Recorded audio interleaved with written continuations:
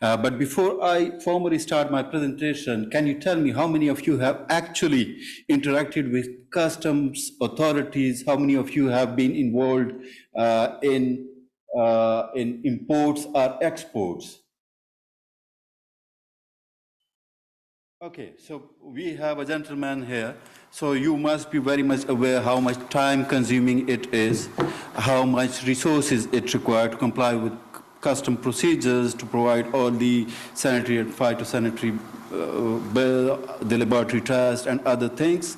So that adversely affect on the competitiveness of SMEs.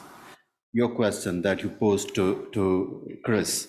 So these are the issues, but we are not going to talk about the issues. We are going to talk about solutions, and that would be the crux of my presentation. So the topic is international perspective, trade facilitation agreement, and international cooperation. My name is Mohammed Owais and I work at the Commonwealth Secretariat. The outline is that I'll speak a little bit about Commonwealth connectivity agenda, then some facts about Caribbean, which I can skip because you are all from Caribbean and you know about the fact that the regional trade agreements to which Caribbean countries are part, and preferential trade agreements, trade facilitation index, WTO trade facilitation agreement, CARICOM, case studies and way forward. I was asked by the organizer to crack some jokes here and there because after lunch, but I don't know a lot of jokes, so that to keep you awake. I myself feel a little bit sleepy. I don't know who is going to keep me awake. But I don't mind. Taking a small nap is not a bad thing. Not a bad thing at all. It stops you from getting to old age, particularly when you are driving a car. So in my presentation, you can take a nap, but be aware and be sure that you don't disturb the person on your right and left who is also taking a nap. So there's MFN principle. Everybody can take a nap. Commonwealth Connectivity Agenda. In 2018, the CHOGM, which is the apex body at the Commonwealth Secretariat, they decided that there is a need to augment trade and investment within the Commonwealth countries, and they set a target of $2 trillion intra-Commonwealth trade by 2030.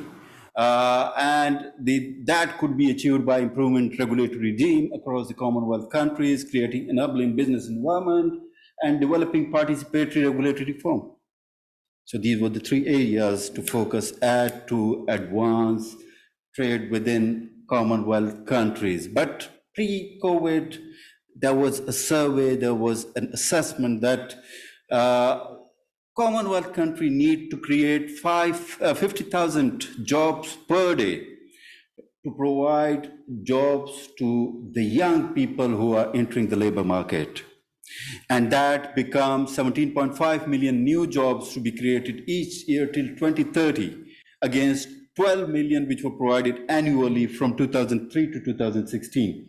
So what to do for employment creation, new investment, and to facilitate trade flows and to facilitate regional integration and regulatory integration. The response could be augment trade and investment among member countries. They should do more trade among the member countries, ensure that there is transparency and predictability of laws, of rules, regulations, fees, that how your investment and your trade is going to be treated when you trade or invest across the border. Harmonize and standardize legal and procedural requirements, address trade barriers. You all know about all these things, so I don't want to go into details of this. Promote public-private partnerships, because public sector alone cannot do anything. They don't have the requisite knowledge and expertise that the problem and issues that the private sector can face. And the private sector cannot influence the policy making without their involvement in the dialogue process. So public-private partnership is very much important. Expedite and simplify clearance procedures. You develop a very good product. you use all the digital technology, you use all the digital technology in its development, its production, its marketing, but when it goes to the customs and they cross the border, there are so many hurdles at the border. So those needs to be addressed. Develop regional value chains, foster digital economy with a view to boosting economic growth and innovation, and promote regional and intergovernmental cooperation. The focus today we'll just touch upon World Trade Organization Trade Facilitation Agreement, the CARICOM. The TFA is multilateral, CARICOM regional one, EU CARIFORUM, EPA, and then OECS. Okay. So these are some facts about Caribbean and Latin America, the GNI, population, poverty, main exports, main imports, what are the challenges, what are the opportunities. I don't think that I know better than you. You are well conversant with all those things, so I can skip this to save time. The PTAs, which have already been announced to the WTO, I have provided links. So if someone is interested in going into more details, there has been early announcement of Canada CARICOM, then the CARICOM, EU CARIFORUM states, and United Kingdom CARIFORUM states. Those have already been announced to WTO, and for Canada, it's early announcement. So maybe it's in the process of negotiation. These are some of the non-reciprocal preferential trade agreements which are provided to the Caribbean countries. Some, in addition to these, some are available to the LDC member countries, which I haven't captured over here. But this shows that how much is the scope, how much you can export by developing regional value chain, investment, promotion, and trade promotion. The Trade Facilitation Index, and here I think there is a need to focus more because if we look at the figures, those are some of them are good, but most of them are not very promising, so there is a need to work on it. Information availability, involvement of trade community in decision making, in regulatory reform and other things. Advanced ruling system, some of the countries do not have advanced ruling system at all. What are the appeal procedure, fees and charges, documents required, and automation procedures. So I think there is a need to work on trade facilitation, how to improve it. Then WTO, TFA. The main objectives are to expedite movement, release, and clearance of goods. Improve cooperation between customs and other authorities, both within the country and outside the country, and enhance technical assistance and build capacity. So these are the three stated objectives of TFA. And WTO TFA within the agreement, there are approximately 35 technical measures which impose obligation of WTO members to increase transparency, to improve governance, and to implement, streamline, and modernize border procedures so that the traded goods pass the border smoothly and enhance the movement of goods in transit. There are special and differential treatment for LDCs and developing country members, and they were required to notify in three categories all the measures: category 1, A, B, and C. So, okay, that will come in a later slide that how many they have notified to the WTO. So the TF measures about transparency and appeal, that all the information should be available. They should be published. They should be published and available on internet so that the SMEs and other trading community, they have access to that information. Establishment of inquiry points for trade information. The private sector and stakeholders have the opportunity to comment, and there should be consultation, advanced ruling. I just would read them because if we go into details, it will take maybe a few days, not 30 minutes. And then for transit, there are restrictions on fees and charges, use of guarantees instead of paying all the amount, and then import, export, transit and fees and formalities, discipline, there are discipline, it provides disciplines on fees, pre-arrival processing, that the goods have been dispatched, not arrived at the border post, but you submit the documents and they are processed, risk management, post-clearing audit, published, and these are single windows. So these are the measures which are provided in the TFA agreement, and if these are complied with and implemented, will definitely improve the trade across the border. So these are the TFA commitments that I was talking about. So some of the countries, they have notified 37%, like Antigua and Barbuda in category A, then Barbados, Belize, Dominica, Grenada. So they notified in category A, B, and C. Category C is those which they will not implement without technical assistance. Category B, for which they have a transition period to implement, and category A, which they implement immediately, but with a grace period. So CARICOM, I was very pleased when I saw the regional trade facilitation strategy, and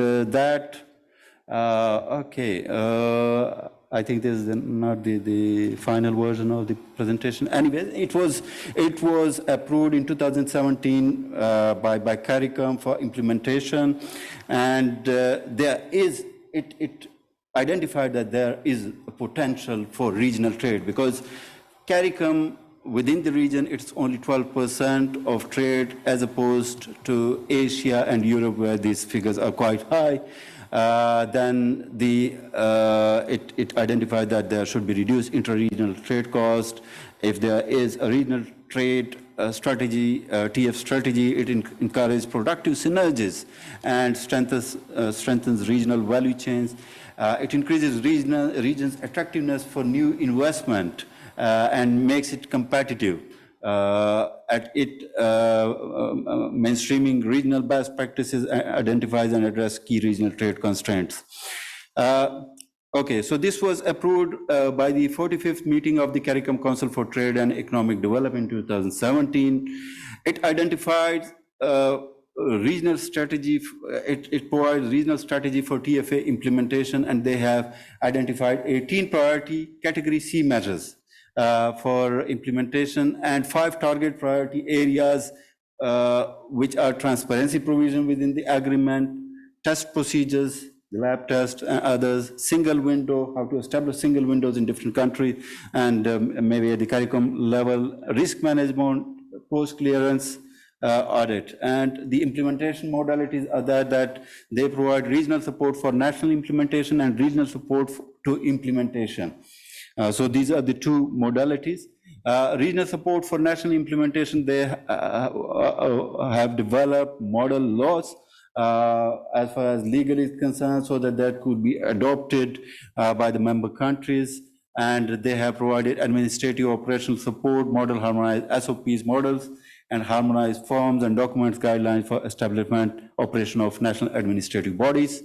They have been organizing regional seminars for capacity building of public and private sectors, and regional coordination among the member countries by creating regional committees to monitor and support the national implementation. The regional approach to implementation is that they implement regional and or sub-regional trade information website.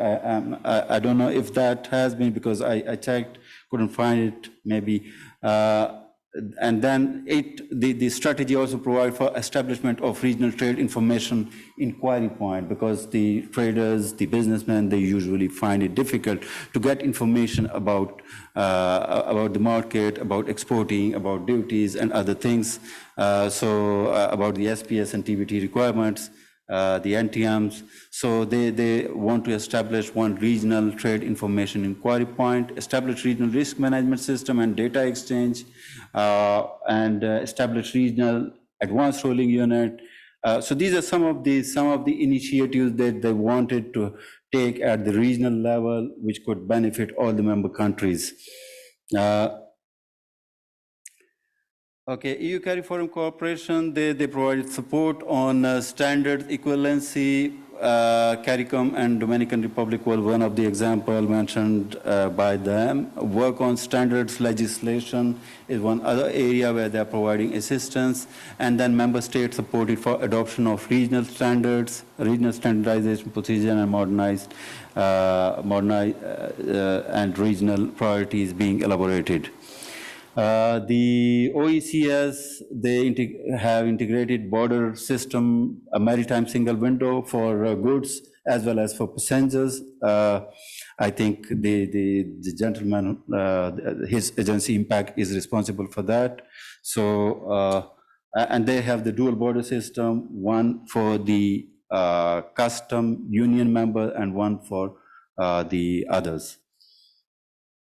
Okay, here are some of the case studies, and I provided the links. So if you are interested in reading more about these case studies and how these countries and these regional cooperation agreements have supported their business communities, you can click on that and get more information. But the first one is the Asian-wide self-certification mechanism, where the registered the scheme enables a certified exporter to self-certify the origin of the goods without going into and visiting different offices to get the certificate of origin. He can certify it himself. It eliminates the need to apply for a certificate of origin or ATIGA Form D. So this again is a support to the business community that they can digitally verify the origin of the goods. Then the other one again is from ASEAN. It's ASEAN Solution for Investment Services and Trade. The link is there for more information, but this is a consultative platform for expedited and effective solution of operational issues related to the implementation of ASEAN preferential agreements.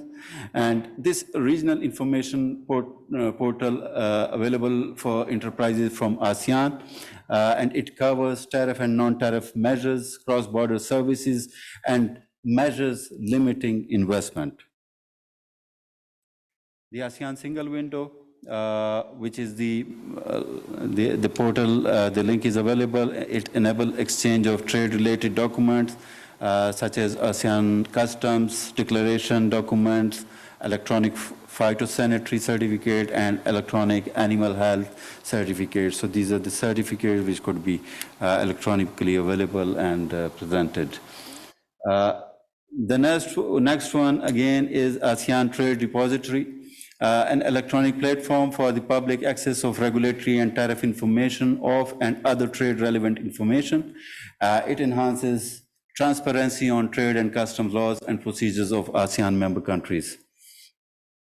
The East African countries, one-stop border posts, they plan to have 15, 13 were established. I believe the other two would have been established by now, but here is the link and you can go into more detail, and it promotes simplification of controls at borders through a one-time check at the border between two countries. Instead of have multiple checks, one-time checks enables it. And then East African countries regional trade information portal, again it is an electronic platform which outlining step-by-step guidance on licenses, pre-clearance permits, and clearance formalities for the most traded goods within, to, and from the ESC.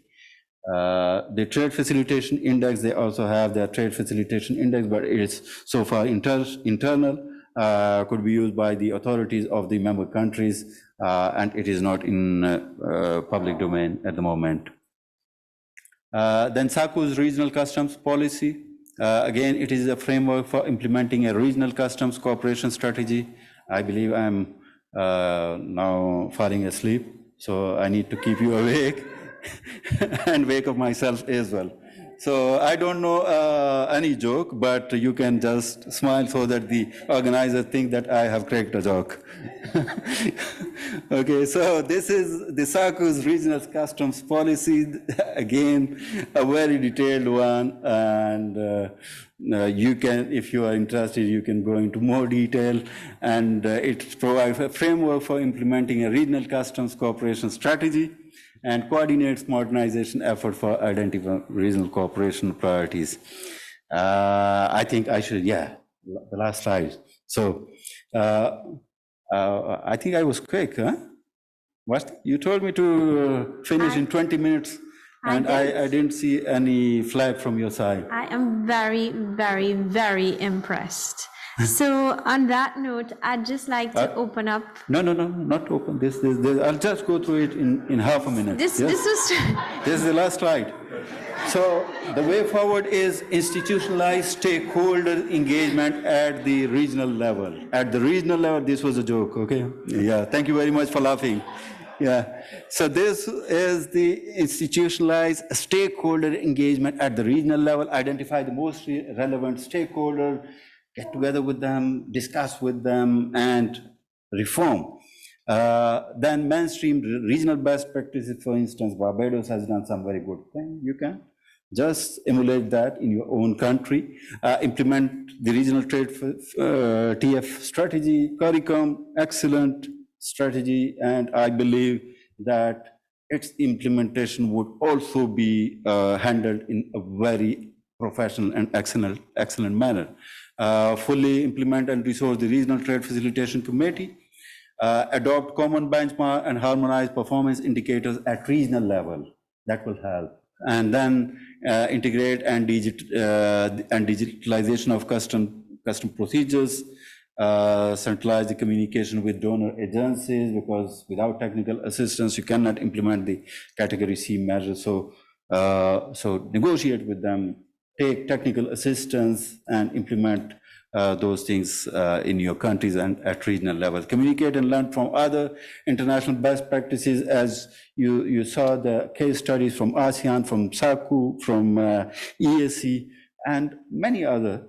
So World Bank is doing very good work.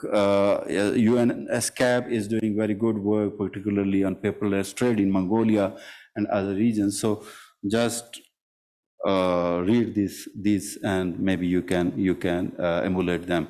Digitize information, communication, and border procedures. That will help, because it is important for SMEs. The big enterprises, they don't have so many problems because they are resourceful. They have resources, both monetary and as well as technical, as well as financial. So it is the SMEs.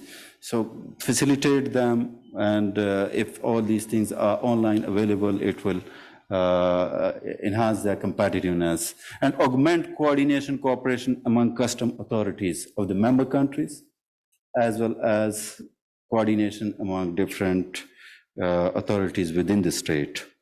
So this brings us to the conclusion of this presentation. Vasti, I'm really sorry if I overrun the allocated time, but I finished. So the floor is with you now. Over to you. Are you sure that you are done? Huh? Yeah, I believe it's finished, yes. Okay, finished. All right, so now I can open up the floor for any... I go there? Or? No, do we have any questions from the audience? Yes, Chris. Yeah, but you told me that we are going to take questions together. And now you are on the other side of the table. You are asking questions. So here's a question for you. We've talked about the need for the digitalization of commercial trade documents. You and I spoke earlier on about the WTO Trade Facilitation Agreement, sort of really focusing on customs digitalization.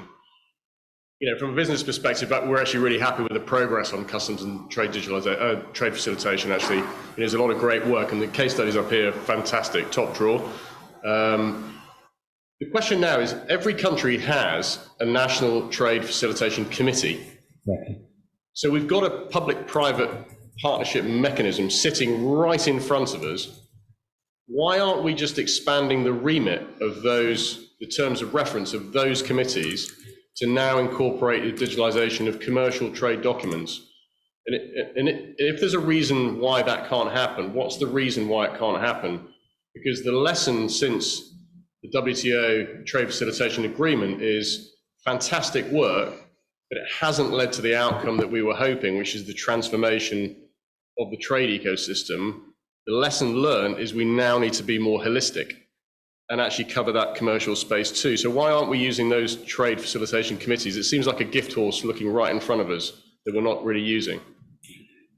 Just to share with you a few examples from my previous work, when I was working at Nepal as ITC representative over there. So we established NTFC over there. We developed TORs for that. We developed the framework for that. We developed the regulatory legal framework because you need to institutionalize the NTFC, because otherwise if the technicals goes away, the communities are finished. So we provided all that support to Nepal. Same was the case in Pakistan, where we provided support in TFA negotiations and categorization of category A, B, and C measures. The problem is that in many countries, I'll not name anyone, but some, as per my research when I conducted before coming for this presentation, NTFCs were developed by different countries, but they are not operational the way it was desired. So there is a lack of sustainability, I would say. So there is a need to regulate it, to institutionalize it, and then at regional level, I think there is a need to have those a committee comprising of those NTFCs, so that the regional level should intervention should be in line with the country level intervention, and the country level intervention should be in line with the regional level interventions. Okay, in the best interest of time, I'm going to we're going to take one more question. And this is from our remote audience, who have been submitting quite a few. But one of them is, what's next? And how are we assuring coherence, navigating and managing the pivotal points of interoperability? The pivotal point of? Of interoperability. Interoperability. Yes. And the question is from? Good question. Yeah, question is a very good one. Yeah, but who asked the question? How? Okay, whoever, but as I mentioned in my previous response. Jamaica.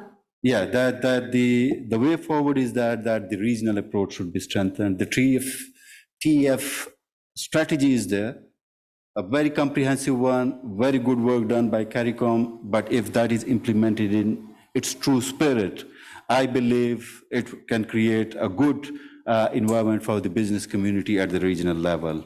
So there is a need to strengthen the Trade Facilitation Committee, resource that committee at the regional level, and if there is funds and resources constraint, I think there are many donors available and working in the field, particularly World Bank, particularly the TFA facility and others. There are so many.